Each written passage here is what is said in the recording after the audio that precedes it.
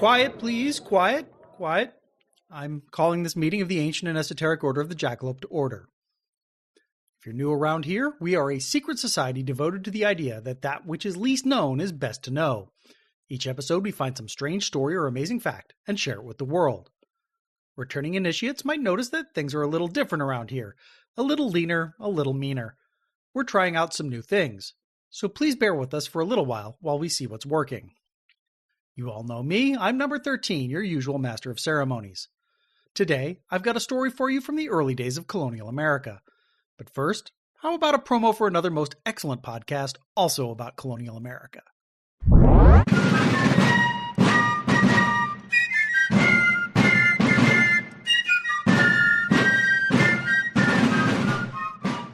Hello, I am Steven, one half of the podcast Imperfect Men. I'm Cody, the other half of Imperfect Men. We discuss the people widely considered founding fathers, their contributions to our country's founding documents, their legacy, and whether they're a founding father or a floundering father.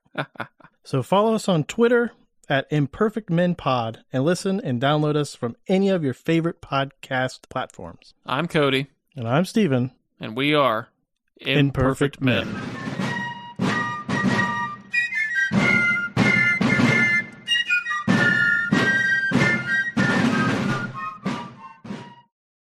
I'll be honest, Imperfect Men is one of my favorite podcasts right now.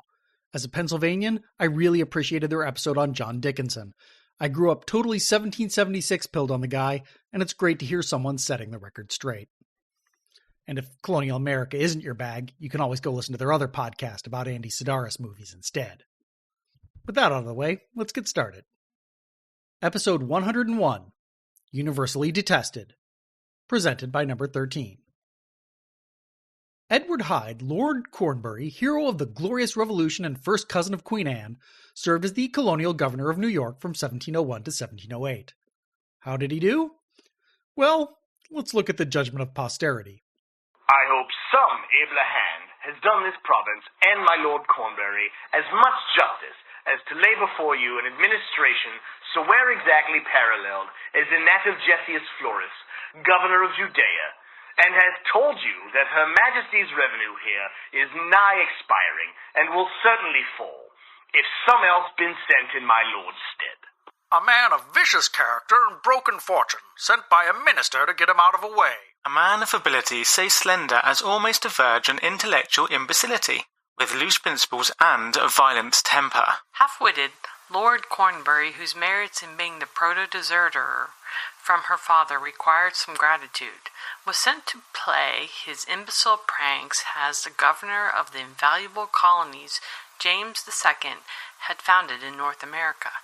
It is said, and with great probability, that the follies of this ruler laid the foundation of that system of evil colonial government which deprived Great Britain, finally, of one of the brightest gems in her crown. A mean liar, a vulgar profligate, a frivolous spendthrift, an impudent cheat, a fraudulent bankrupt, and a detestable bigot. Lord Cornbury, destitute of the virtues of the aristocracy, illustrated the worst form of its arrogance, joined to intellectual imbecility. Of the sagacity of the common mind, of its firmness, he knew nothing.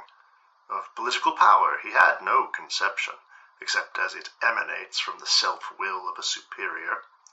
To him, popular rights existed only as a condescension. A reckless adventurer, profligate and unprincipled, who had fled from England to escape the demands of his creditors, and whose sole claim to this important command rested on his kindred to royalty. Careful inquiry into the course of Cornbury's administration on the whole substantiates the legend which portrays him as a spendthrift, a grafter, a bigoted oppressor, and a drunken vain fool. A degenerate and pervert, who is said to have spent half of his time dressed in women's clothes, was one of the most despicable of the colonial governors.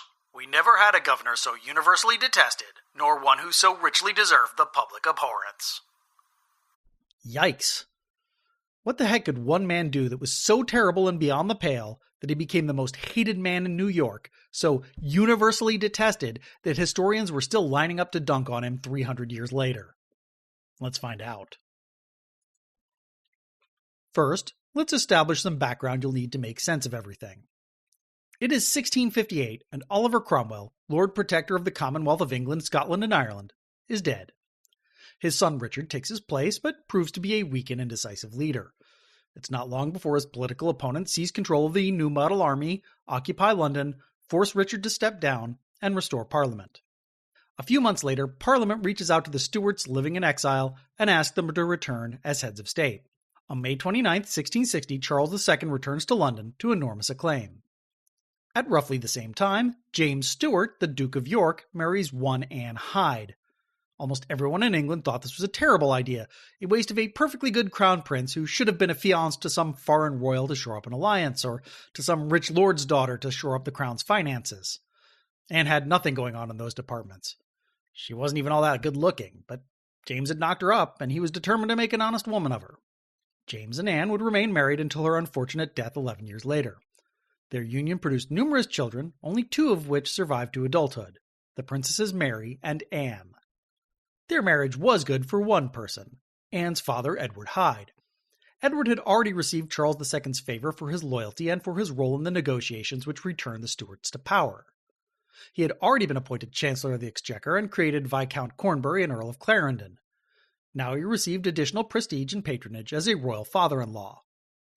On November 28, 1661, the Earl of Clarendon's oldest son, Henry Hyde, was blessed with a son, who he named Edward after his father. He's the protagonist of our story. Edward Hyde was raised at the Hyde family estate, Cornbury Park, in Oxfordshire.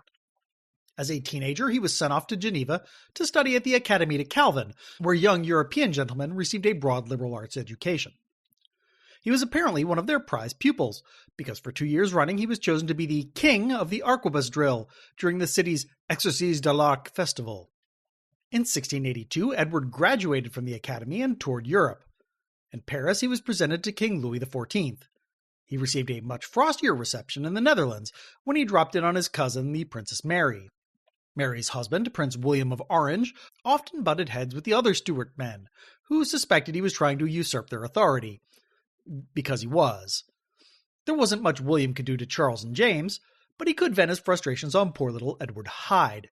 Edward was refused lodgings in the palace, and William refused to look at or speak to him for the duration of his visit. Edward was so embarrassed, he reportedly broke out into tears. Edward finally made it back to England in 1683, where he received the title of Lord Cornbury and a commission in the Royal Regiment of Dragoons. He spent the next several years fighting overseas, including a memorable stint defending Austria from the vile Turk. In 1685, Charles II died without a legitimate male heir. That meant his younger brother was now James II of England and James VII of Scotland. Now, James had recently converted to Catholicism, which the English were not terribly happy about. James Scott, the Duke of Monmouth, openly rebelled against the king and raised an anti-Catholic army. The Royal Dragoons were recalled to put down the rebellion. It all came to a head on July 6th at the Battle of Sedgemoor. Cornbury and his squadron helped turn the tide by capturing a rebel artillery position, and that was that. He was rewarded with a promotion to colonel, and then being made a commanding officer of the Dragoons. Fresh from that triumph, Cornbury entered politics and was elected to the House of Commons as the representative from Wiltshire. He was also made Master of the Horse for Prince George of Denmark, husband to the Princess Anne. It might seem like Cornbury had the world in his grasp, but in reality he was barely making ends meet. As close relations to the king and the princesses royal, the Hydes felt like they had to keep up appearances, and spent lavishly to do so. It was money they didn't have, and over the years they became increasingly dependent on James II's patronage to shore up their shaky finances. Henry Hyde, now the second Earl of Clarendon, tried to fix his financial problems the old-fashioned way, by marrying off his son to a woman of means. He paraded numerous landowners' daughters and wealthy widows before Cornbury, who showed not the slightest interest in any of them. Instead, Cornbury chose to elope with the love match, Kathleen O'Brien, the Baroness Clifton. Lord Clarendon was furious because she was deeply in debt.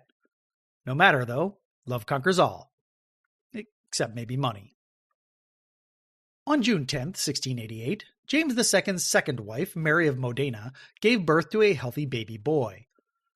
The English had almost come to uneasy terms with James' Catholicism, writing it off as a curious personal peccadillo. Now, with the male heir to the throne, They were faced with the prospect of a Catholic ruling dynasty delivering Protestant England into the sinister hands of Pope Clement IX. It was all too much to bear. Parliament reached out to the next Protestants in the line of succession, James's oldest daughter, Princess Mary, and her husband William of Orange, and begged them to come seize the throne. William and his armies landed in Torbay on November 5th and began cautiously moving towards London, waiting to see if the popular support Parliament had promised would materialize. James was caught off guard and had to scramble to raise an army. Meanwhile, he activated the nearest available forces and ordered them to slow William's advance. By coincidence, that regiment of Royal Dragoons stationed in Salisbury was commanded by one Edward Hyde, Lord Cornbury. For a week, Cornbury battled his cousins on behalf of his uncle, and then on November 14th, he suddenly switched sides. It was not a significant defection in military terms. Cornbury did not control vast territories or large numbers of troops. In morale terms, it was a devastating blow. There were a few people as well connected to the regime as Cornbury.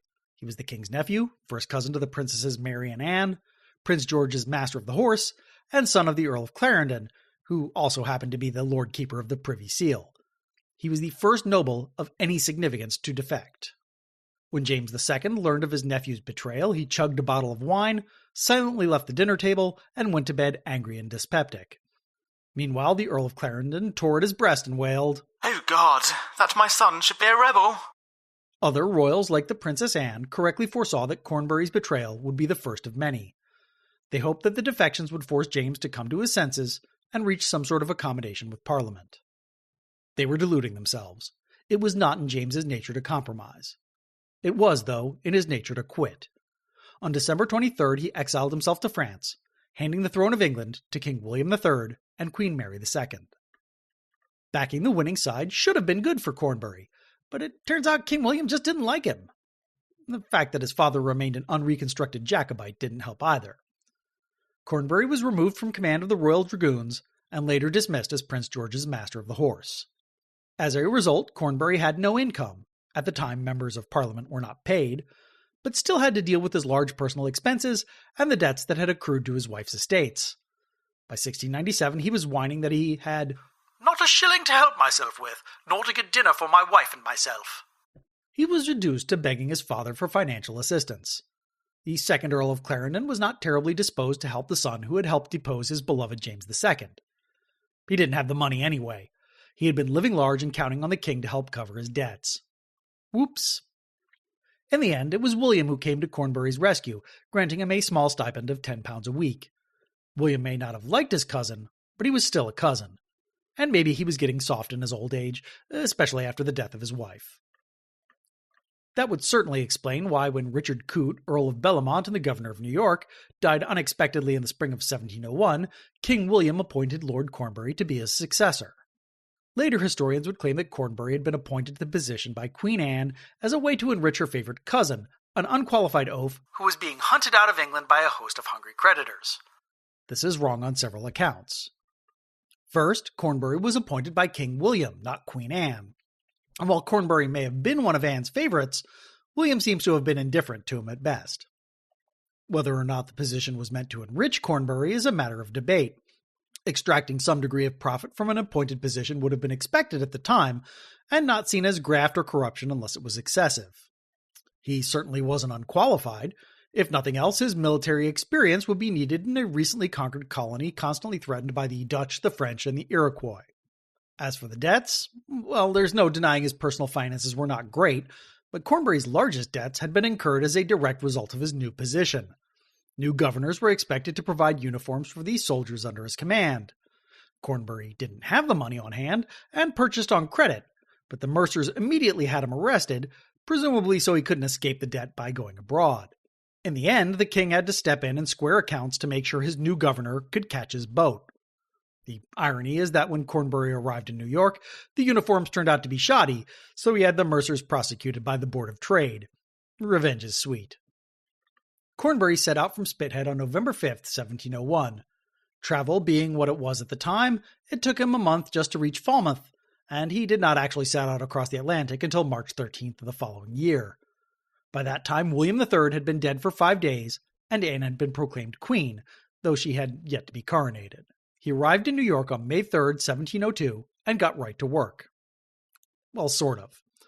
Cornbury found himself in the middle of a three-way struggle between the Board of Trade, the Treasury, and the Armed Forces, each of whom thought they were the ones in charge.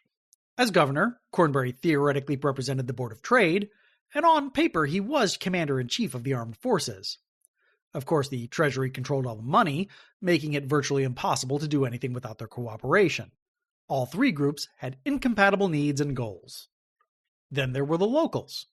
At the time, the colony was still divided between the Dutch, who were all for fellow countryman William III but wanted more local government, and the English, who were more aristocratic and trying to stamp out the remnants of Dutch power. At the time, the Dutch outnumbered the English, who were dead set against giving them any say in local government. And then there was religion. The new governor had been given explicit instructions to let the colonists worship as they pleased, and also orders to convert as many of them to Anglicanism as possible. The real problem was that there was no action that Cornbury couldn't take which wouldn't anger the majority of his constituents. Previous governors had tried to navigate this minefield and failed. As a result, New York had gone through 10 of them in the previous 20 years, and the colony was a hot mess. Lord Cornbury was determined to change all that, and fortunately the various factions decided to give the new guy an honest chance before tearing him down. The people welcomed him with open arms, with the Colonial Assembly voting him a special and extravagant allowance of £2,000 to defray the cost of his ocean voyage. Then they threw a huge banquet to honor the new governor, where he was presented the freedom of the city in a golden box. As an American, this confused the heck out of me, but it's basically just getting the key to the city. In early June, another ship arrived from England with the official proclamation of Queen Anne's ascension to the throne and confirmation of Cornbury's appointment. Now we could get to work. In July, he rode up to Albany to negotiate with the Haudenosaunee and establish peace along the frontier. While he was there, 4 slaves murdered in Sachem, Minchique. Minchique's family were insistent that there should be no vengeance, and so Cornbury executed the leader and pardoned the other 3. His Solomonic judgment so impressed the Haudenosaunee that they agreed to peace. Throughout the summer, he led the public health response to a plague, possibly yellow fever, which had struck Manhattan. Admittedly, he did so from quite a distance away. He relocated to Jamaica on Long Island, where a local Presbyterian minister had offered up his parsonage for the governor's use. To protect the city and its harbor from the odious French, he drew up plans to expand the fortifications on either side of the Narrows and beef up their naval batteries. The Assembly agreed to raise £1,500 through taxes to help fund the project, and other colonies were expected to kick in a small share as well. Everything was running smoothly, but there was no way that could last. During that first year, Cornbury was dealing with obvious problems that had clear, unambiguous solutions. Eventually, he was going to have to make a decision that would piss someone off. And oh boy did he ever. He started by antagonizing the entire colony of New Jersey. By 1703, the proprietors of neighboring East and West Jersey had become unable to cope with the enormous financial costs of running their colonies, and relinquished the territory back to the crown. Queen Anne consolidated the provinces into a single colony and made Lord Cornbury its first governor. The residents of New Jersey were not happy, because they wanted their own governor. One specific resident, rich and influential lawyer Lewis Morris, was extra not happy, because he had rather wanted to be that governor himself. He would eventually become one of the key architects of Cornbury's downfall. In 1704, Cornbury pushed an unpopular muster bill through New Jersey's Colonial Assembly by preventing several newly elected Quaker legislators from taking their seats before the vote. The bill was enormously unpopular, and the sheriffs flat out refused to enforce it. When it came up again the following year, not only did the Assembly refuse to renew it, they presented Cornbury with an itemized list of complaints drafted by Morris. Then, just to twist the knife, they withheld the governor's salary until those complaints were addressed. When Cornbury refused to act on the Assembly's demands, they officially charged him with corruption, on the grounds that 4 years earlier he had accepted bribes and cash gifts. The problem was that the Assembly didn't have any evidence, only rumor, hearsay, and innuendo. They also could not articulate why they had waited for so long before acting. The charges were quietly dropped, but the accusations were loud, and the retractions were quiet. Cornbury could only splutter in indignation and accuse the Assemblymen of treason. He might have done more if he wasn't also busy defending himself from charges of religious intolerance. In 1704, Cornbury seized a public church in Jamaica, the one where he had stayed during the plague 2 years earlier no less, and turned it over to the Anglicans. The Presbyterian congregation which met there was outraged, and the Reverend Hubbard bombarded the public with pamphlets and sermons decrying the governor as a bigot trying to punish religious dissent. Sounds good, except Cornbury was in the right. The church had been built with public funds, which meant it was supposed to be non-denominational. But Hubbard had been whipping up violent mobs to assault other denominations attempting to use the building. Cornbury had only stepped in after Hubbard had escalated things. In 1707, Cornbury arrested Presbyterian minister Francis Makemie for the offense of preaching without a license. Makemie's defense was that he had a license to preach in Virginia and assumed it was reciprocal in other colonies. Cornbury was, once again, correct on the merits, as there was no case law that backed up Makemie's assumption. Well, at least until he was acquitted after a jury trial. Cornbury gracefully acquiesced to the ruling, but Hubbard and Makemie never let anyone forget his initial action. Fighting Presbyterians, though, was at least preferable to fighting the Treasury. In 1705, the colony received a new tax collector, Thomas Byerley. Byerley and the governor immediately butted heads, and Cornbury even fired the new tax collector, only to have Parliament go over his head and reinstate him. Once Byerley was safe, he told his chief auditor George Clark to go over the finances with a fine-tooth comb and to question everything. Eventually, the Board of Trade and the Treasury began insisting on final approval of all expenditures, and even reasonable ones were denied. Cornbury wound up paying for a ton of things out of pocket, and groused that there was no point in having a governor if they were going to let accountants run the show. These were followed by allegations that Cornbury had been making illegal land grants in exchange for cash. This, at least, appears to be true.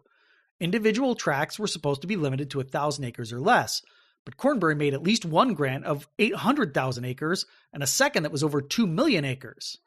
It is not true, though, that he made the land grant which later became Hyde Park. That had actually been granted way back in 1697, the estate wasn't named until the 1800s, and the name appears to honor Hyde Park in London, which has no relation to the Hyde family. The ultimate indignity came when the Assembly accused Cornbury of embezzling the funds earmarked for improving the city's defenses and using them to build a pleasure house on Governor's Island, which was called Nutten Island back then. Cornbury was furious. He had built the house, but not with public funds, if only because there were no public funds to embezzle. The Assembly had only raised 398 pounds of the 1,500 pounds they were supposed to raise, and matching funds from the other colonies had never materialized. The Assembly checked the records and had to issue a mea culpa, but once again the accusations were loud and the retractions were quiet.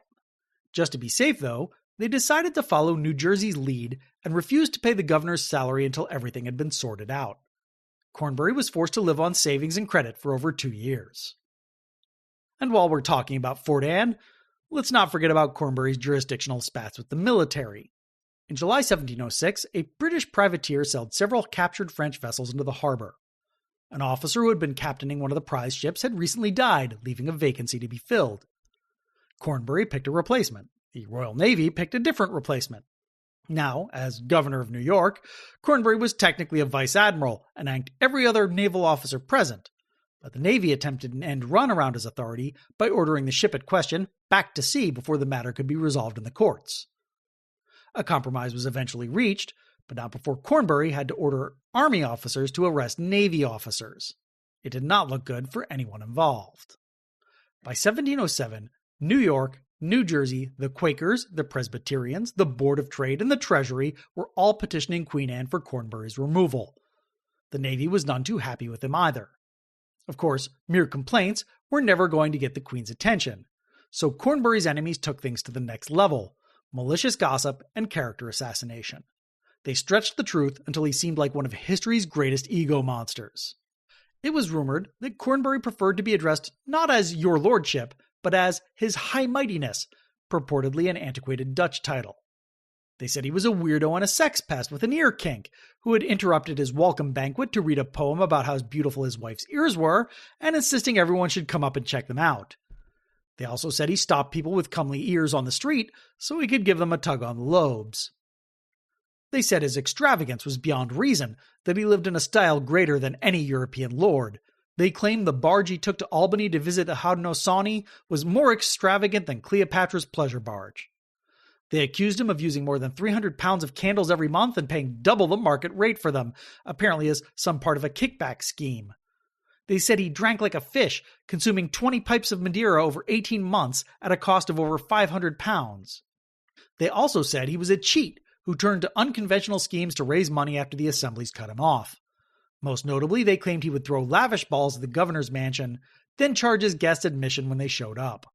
Lady Cornbury was no better, and would apparently ransack the closets of the city's wealthiest residents and help herself to anything she liked.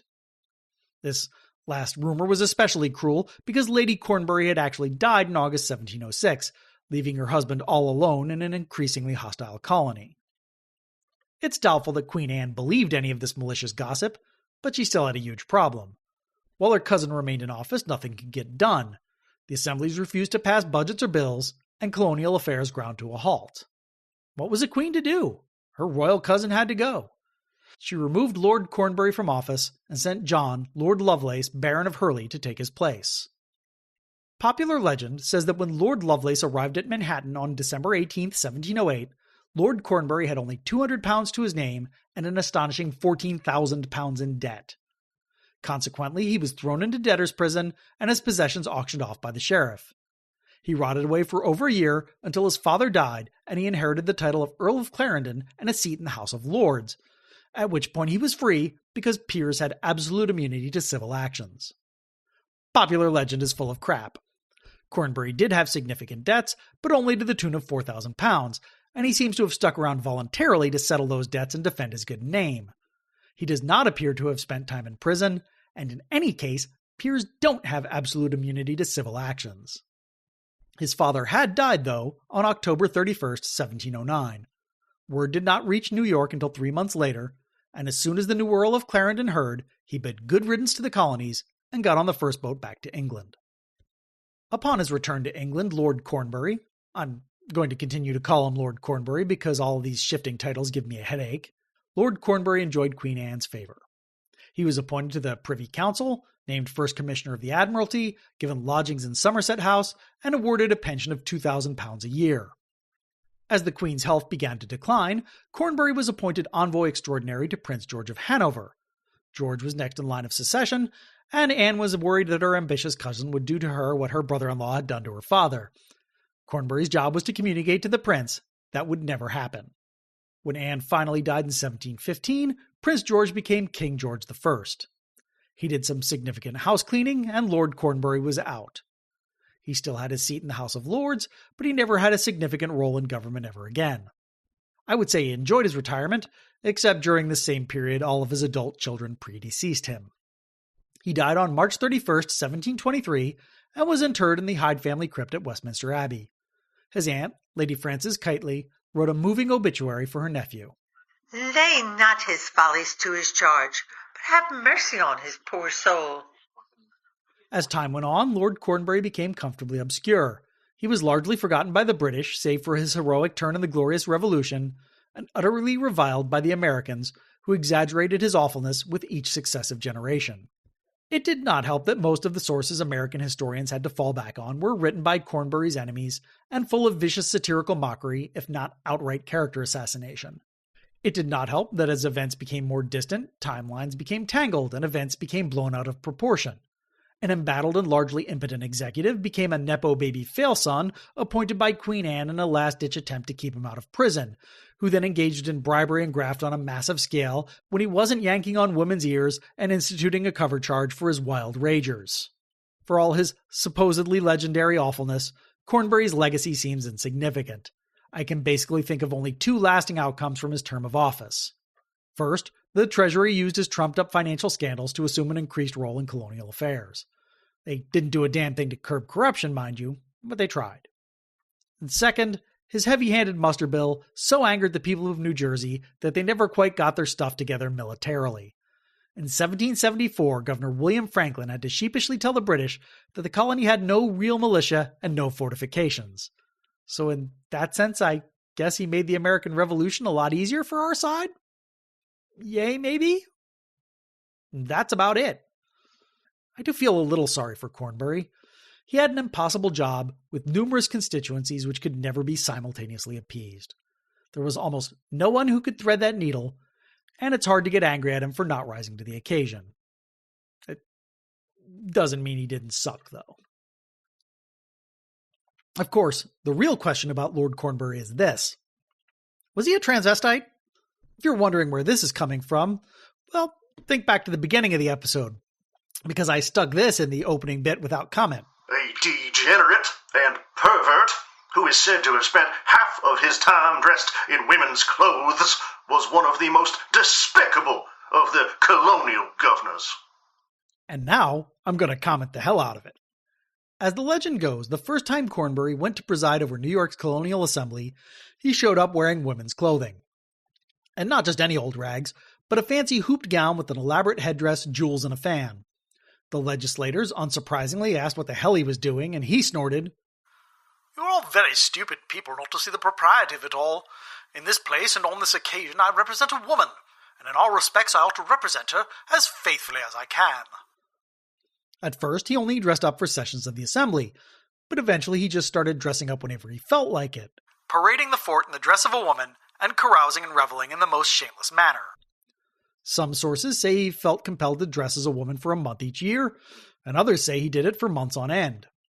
Once, they say, he was even arrested while cavorting with a gaggle of prostitutes and tugging at their ears. They even say he showed up at his wife's funeral in one of her own dresses, since she wouldn't be needing them anymore. So that's the story. Is it true? We've seen that tales of Cornbury's awfulness appear to be based on misrepresentations, exaggerations, and total fabrications created by his political enemies. How about this one? Here's the evidence for. Several letters from Cornbury's political enemies, including Robert Livingston and Lewis Morris, contain passing reference to the governor and his habit of wearing women's clothes. The most extensive contemporary account seems to come from Anglican preacher Elias Noe, who wrote, "My Lord Cornbury has and does still make use of an unfortunate custom of dressing himself in women's clothes, and of exposing himself in that garb upon the ramparts to the view of the public.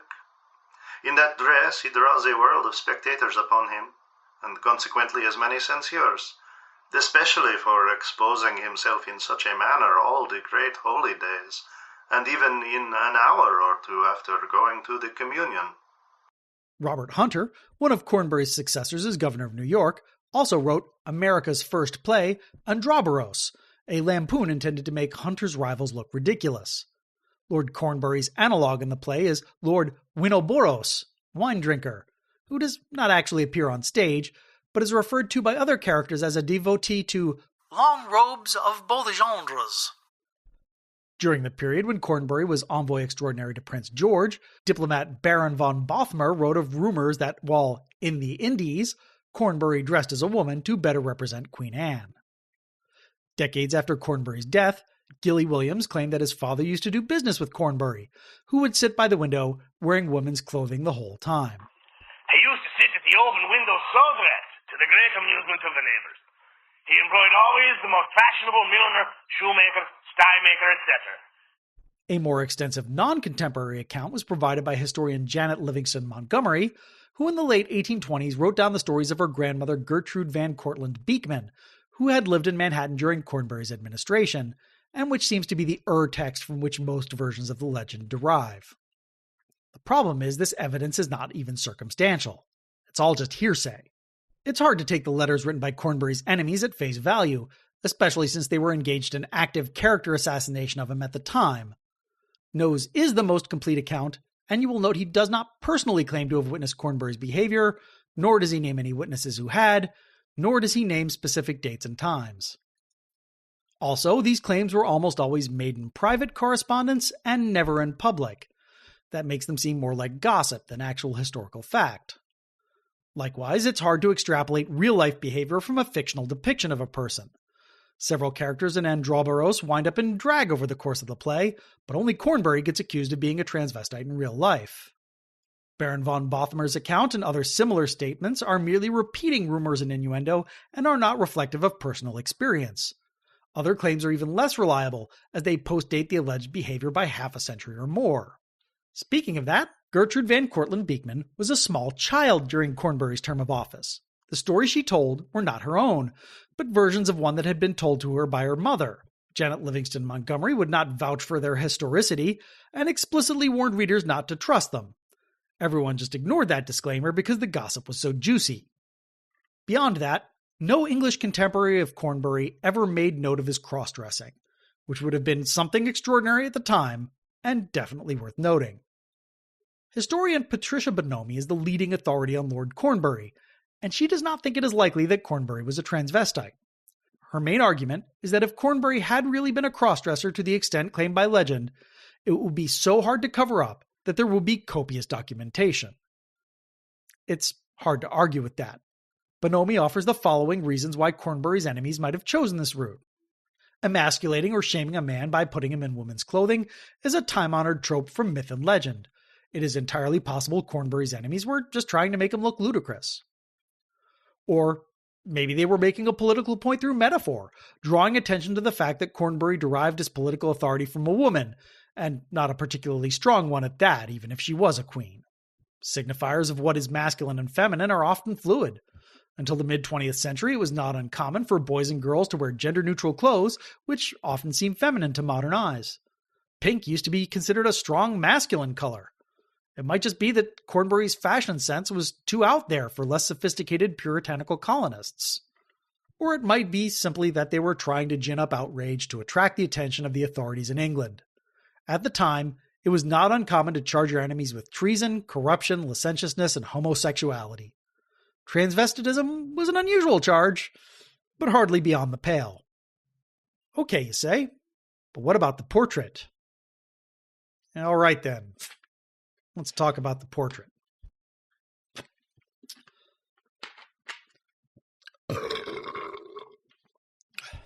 The New York Historical Society has a painting of what appears to be a man in a blue satin dress with ruffled sleeves, white gloves, and an elaborate cap holding a fan. It is widely believed to be a portrait of Lord Cornbury in drag. It even has a little plaque attached to the frame identifying the sitter as Cornbury. If you have been watching this episode on YouTube, that's the painting in question staring at you from the right-hand side of the screen. A similar painting hangs in the Dallas Museum of Art, but has been less exhaustively studied. The painting has been associated with Lord Cornbury since 1796. Horace Walpole, yes, that Horace Walpole, and Gilly Williams were visiting their friend Sylvester Douglas, Baron Glenbervie, at his country estate. They were trading salacious stories when the topic of Lord Cornbury came up. Walpole related a story he had heard about Cornbury opening the assembly while dressed as Queen Anne. Williams added the bit about his father doing business with Cornbury while he wore woman's clothes. But that's not all. In his diary, Douglas wrote, Mr. Williams has seen a picture of him at Sir Herbert Packington's in Worcestershire, in a gown, stays, tucker, long ruffles, cap, etc. The painting in the New York Historical Society has a clear provenance that can be tracked back to Packington's collection. Scientific analysis of the painting confirms only that it dates from the early 18th century. It's not clear, however, why the Packingtons would have a picture of Lord Cornbury at all, much less a picture of Lord Cornbury in drag. They have no family connections to the Hydes. They were not the Hydes' allies, nor were they enemies. By Walpole's era, Cornbury was long dead and quite obscure, so there's not even any potential notoriety from owning such a picture. There's also some debate as to whether the sitter is even Lord Cornbury. Contemporary portraits of Cornbury almost certainly existed, but none have survived to the modern era.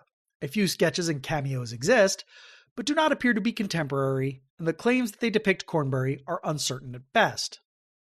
Beyond that, there's also the question as to whether the sitter is a man in a dress.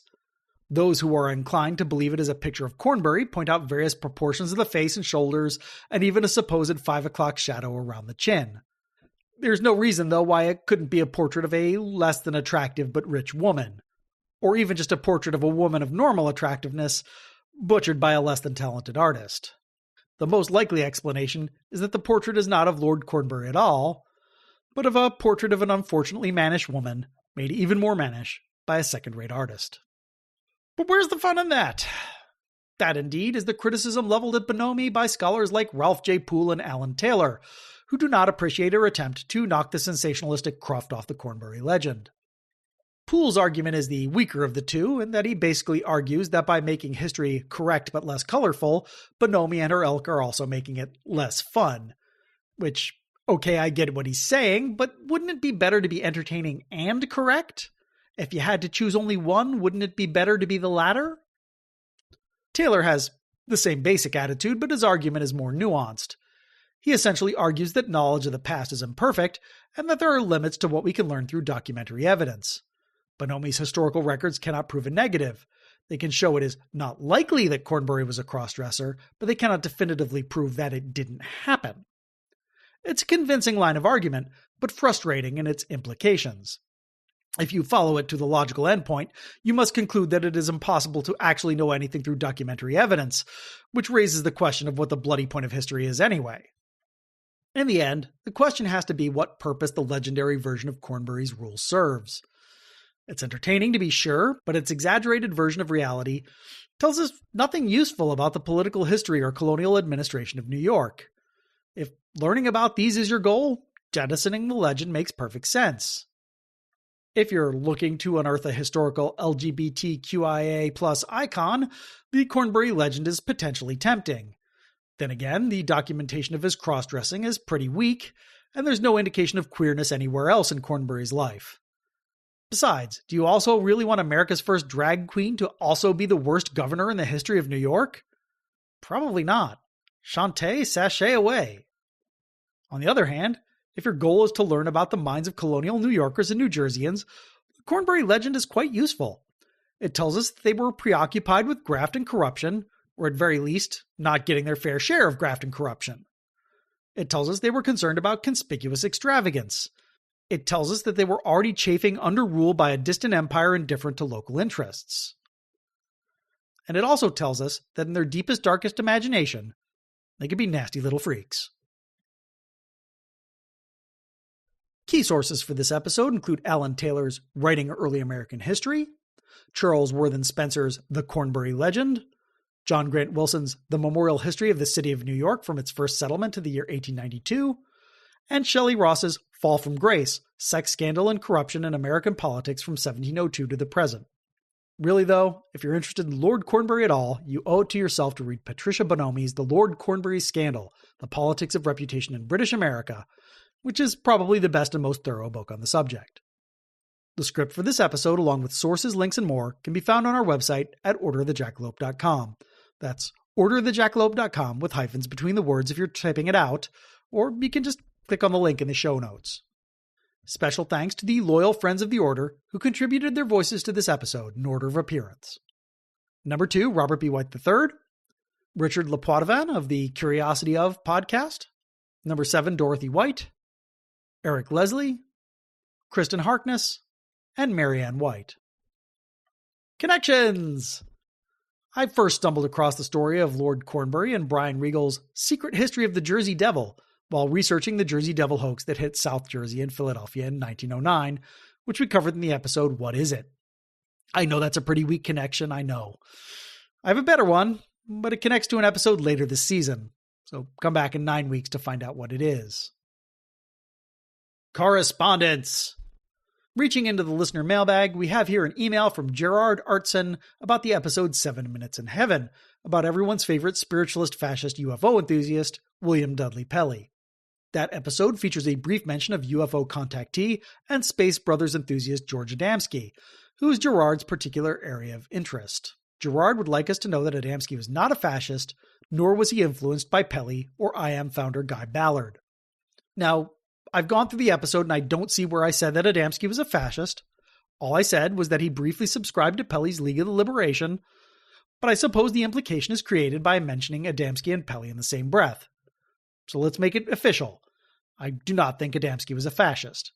As to whether he had any influence from Guy Ballard, well, my notes are elsewhere and Gerard is the expert, so I will bow to his knowledge. Especially since this is all irrelevant to the story of Pelley's life anyway. A larger point to be taken away from all of this is that many of these early UFO religions have a common origin in theosophy and other pre-20th century schools of thought, which may explain some of their similarities. If you have any corrections or comments, reach out to us at Order Jackalope on most social media platforms. Links in the show notes. Or you can always send us an old-fashioned email to jackalope@orderthejackalope.com. Link also in the show notes. We're also looking for new initiates. If you're interested, reach out to us and let us know what story you want to share. That's all I've got this week, initiates, so let's bring this meeting of the ancient and esoteric Order of the Jackalope to a close. Until next time, remember, that which is least known is best to know. Universally Despised was produced by David White for the Ancient and Esoteric Order of the Jackalope and is released under a Creative Commons Attribution Non-Commercial Share-alike 4.0 international license. All rights reserved, all wrongs reversed.